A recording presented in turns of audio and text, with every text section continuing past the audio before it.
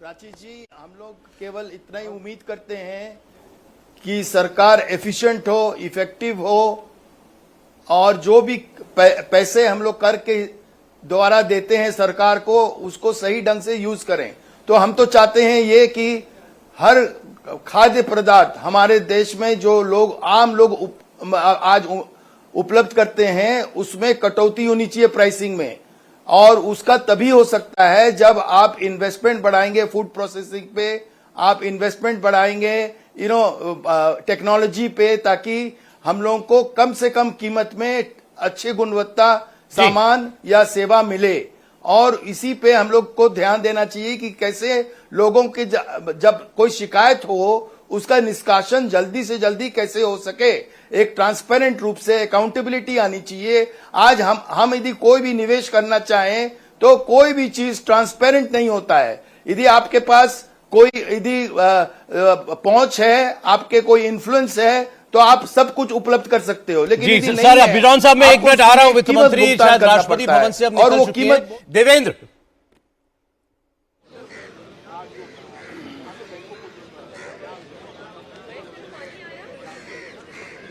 जी हाँ, बिल्कुल सर। अब वित्त मंत्री निर्मला सीतारमण राष्ट्रपति भवन से अब निकल चुकी हैं और लगभग 4 से 5 मिनट के अंदर वो पार्लियामेंट कैंपस में अंदर आ जाएंगी और ठीक 10 बजे का जो समय है वो पार्लियामेंट का जो गेट है वहां पर वित्त मंत्री अपने दोनों राज्य मंत्रियों के साथ जो एक फोटो ऑप की औपचारिकता होती है उस फोटो ऑप करेंगी और 10:15 के आसपास वो कैबिनेट ब्रीफिंग के लिए कैबिनेट मीटिंग के लिए पहुंच जाएंगी ब्रीफिंग हॉल में, और वहां पर 10:30 के आसपास कैबिनेट के द्वारा उस बजट को मंजूरी दे दी जाएगी। फिर वित्त मंत्री निर्मला सीतारमण पहले कैबिनेट की बैठक से बाहर आ जाएंगी क्योंकि उनको स्पीच देना होगा, तो वो अपने स्पीच की तैयारी में लग जाएंगी और बाकी मंत्री प्रधानमंत्री के साथ वहां बैठेंगे कुछ देर और प्रधानमंत्री ये बताएंगे बाकी मंत्रियों को भी कि इस बजट का जो संदेश है वो मूल संदेश आखिर किस प्रकार का है, ताकि जब मंत्री उस बजट को जाने समझे, वित्त मंत्री के स्पीच को सुनो तो उसी परिप्रेक्ष्य में समझे भी और बाहर भी जब जनता से उनको कम्युनिकेट करना हो तो उस एक लाइन के इर्द गिर्द ही कम्युनिकेट करें, यानी कि बजट का जो सूत्र वाक्य होता है। तो ये हर बार हम लोग देखते हैं कि कैबिनेट की बैठक में प्रधानमंत्री मोदी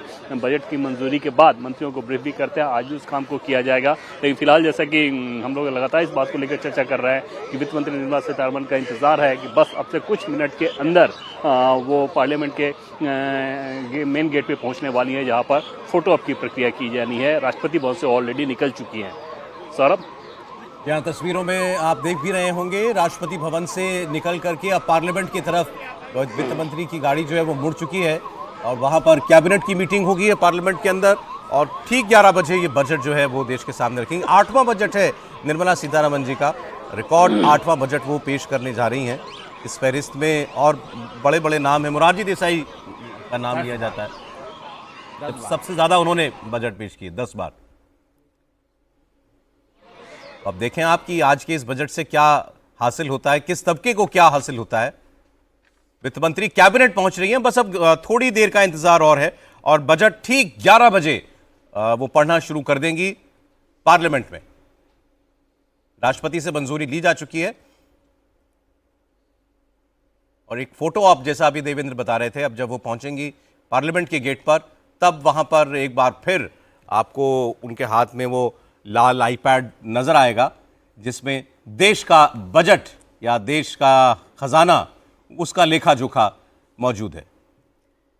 देखिए 2021 में पेपरलेस किया गया था बजट और डिजिटल इंडिया का संदेश दिया गया था। हर बार बजट से एक संदेश, एक नैरेटिव गढ़ने की कोशिश की जाती है। जिस मूल मंत्र का जिक्र अभी देवेंद्र कर रहे थे वो मूल मंत्र क्या होगा इस बजट का, क्या बताया जाएगा सरकार की तरफ से, क्या रोड मैप होगा 2047 तक इस देश को विकसित बनाने का, ये अब से कुछ देर में सामने आ जाएगा। देवेंद्र,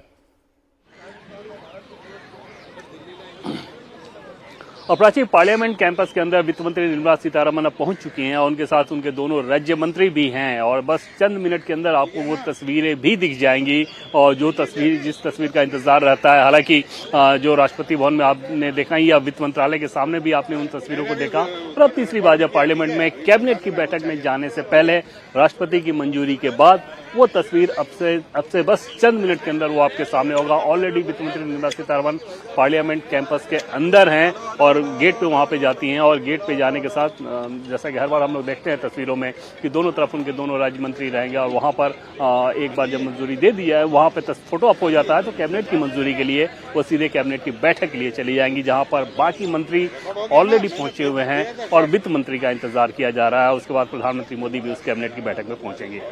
जी प्राची।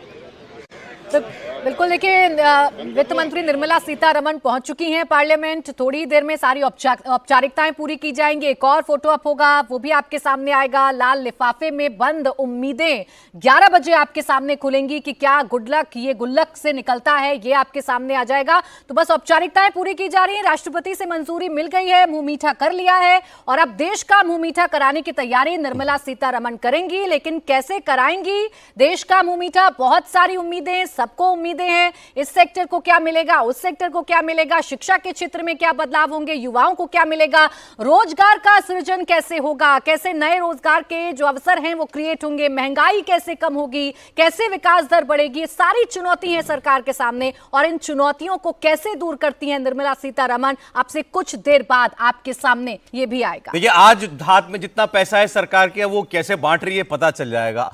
अगले वर्ष ज्यादा पैसा हो इससे, उसकी भी तैयारी इसी बजट में करनी होगी, और वही सबसे बड़ी चुनौती है, आमदनी कैसे बढ़े देश की। राशिद साहब।